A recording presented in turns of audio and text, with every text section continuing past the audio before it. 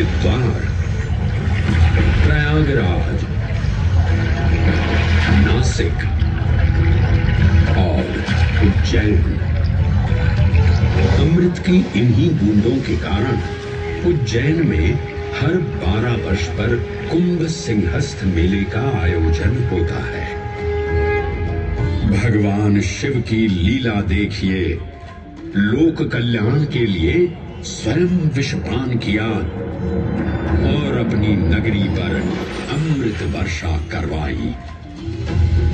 अमृत की पावन बूंदों से अभिसिंचित ये दिव्य उज्जैन भूमि रामायण के पृष्ठों में भी सम्मिलित हुई। सतयुग के बाद त्रेता युग में माता सीता की खोज में वानर सेना का यहाँ आगमन हुआ।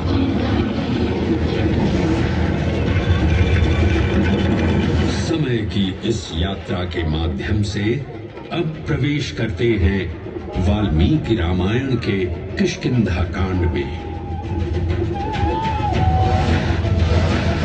जब वानर राजा सुग्रीव अपने यूथपतियों से सभी प्रमुख स्थानों पर जाने के लिए कहते हैं और उन्हें अवंती नगर यानी उज्जैन जाने का आदेश भी देते हैं। मेखला, उत्कल के क्षेत्र, दशर्ण के नगर, आम्रवंती, अवंती और विदर्भ के राज्य, साथ ही माहिष्का के आकर्षक राज्य में भी पूरी तरह से खोजना होगा। एक युग भगवान विष्णु के राम अवतार से संपृक्त और अगला युग उन्हीं के एक और दिव्य अवतार से समरस होना, ये अद्वितीय संगम केवल उज्जैन में ही संभव था। परंतु एक क्षण ठहरिए और ध्यान से सुनिए। ये हैं महाकाल के 1008 दिव्य नाम। हाँ, मैंने काल चक्र को परिवर्तित कर दिया है और अब द्वापर युग का शुभारंभ हो चुका है। विस्मय पूर्ण हो जाएंगे ये जानकर कि महाकाल के इन नामों को स्वयं भगवान श्री कृष्ण ने रचकर पिरोया था।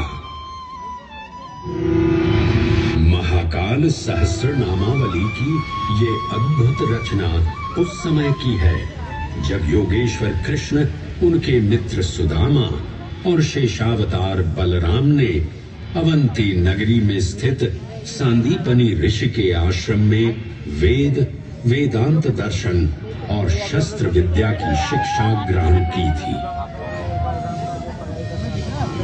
कहते हैं कि भगवान श्री कृष्ण को अवंती ने ऐसा मंत्र मुग्ध कर दिया कि यहाँ 64 दिनों तक रुककर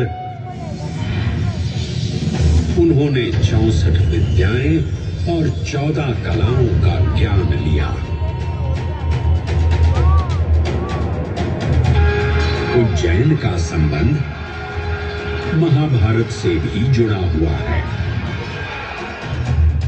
इस महान महाकाव्य के वन पर्व में उल्लेख किया गया है कि महाकालेश्वर मंदिर में स्थित कोटि तीर्थ जल का स्पर्श मात्र करने से अश्वमेध यज्ञ के समान फल प्राप्त होता था। और फिर परिवर्तन की इस अनवरत धारा ने एक नई कहानी लिखी। उज्जैन में उदय हुआ मौर्य वंश का।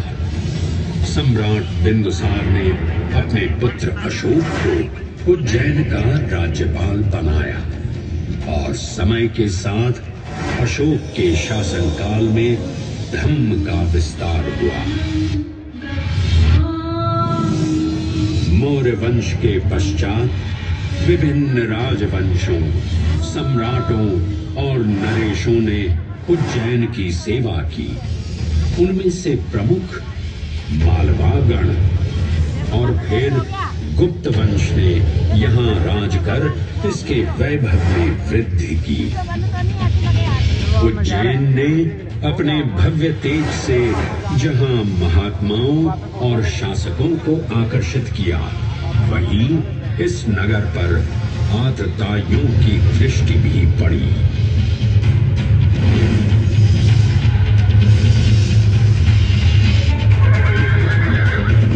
शक मध्य एशिया की खानाबदोश जनजाति थी, जिन्होंने उत्तर पश्चिमी और मध्य भारत के कुछ हिस्सों पर आक्रमण कर अपना शासन स्थापित किया। ईसा पूर्व प्रथम शताब्दी में जब भारत शकों के अत्याचार से त्रस्त था, तब उन शकों ने उज्जैन पर भी कब्जा कर लिया और फिर उज्जैन में उदय हुआ एक तेजस्वी योद्धा, महाराज विक्रमादित्य का। एक तरफ शकों का बल तो दूसरी तरफ विक्रमादित्य का अद्वितीय पराक्रम। विक्रमादित्य की तलवार महादेव के तीसरे नेत्र सी चमकी। प्रचंड युद्ध हुआ। महाकाल की कृपा से शूरवीरों ने शकों को परास्त किया और उज्जैन में गणतांत्रिक शासन स्थापित किया।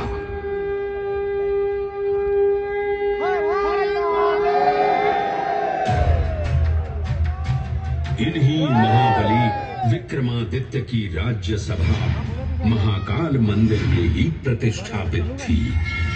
आज भी इस मंदिर की घंटियों में विक्रमादित्य की वीरता और शौर्य की प्रतिध्वनि गुंजायमान होती है। राजा विक्रमादित्य और शकों के मध्य हुए युद्ध ने उज्जैन को काल चक्र से अभिन्न रूप से जोड़ दिया, क्योंकि जिस दिन उनको विजय प्राप्त हुई, उस गौरवशाली उपलब्धि के सम्मान में एक नवीन पंचांग का शुभारंभ किया गया, विक्रम संवत पंचांग। आज भी कई हिंदू पर्व और धार्मिक अनुष्ठान विक्रम संवत पर आधारित हैं।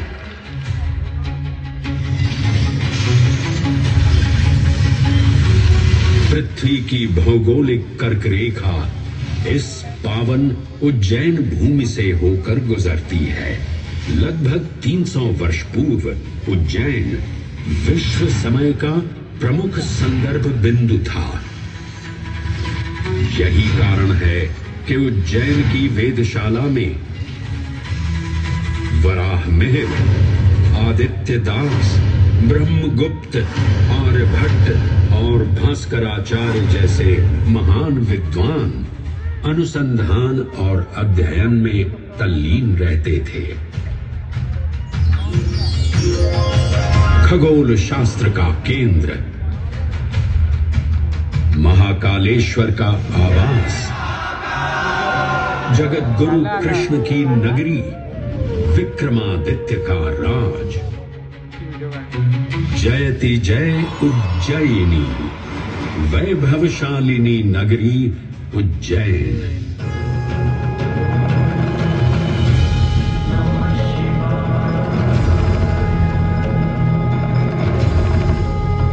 श्वासों को शिव मंत्र से अलंकृत कर, मन को भाव की गंगा से निर्मल कर, जो भी उज्जैन में महादेव की शरण लेता है, उसका कल्याण होना निश्चित है। आज सुनी सबने गाथा महाकाल की, दर्शन जिनके दुर्लभ हैं, नमन करे जिन्हें काल भी, चरण में जिनके है बसा। ये समस्त संसार कभी नहीं देखा होगा धरती पर ऐसा चमत्कार।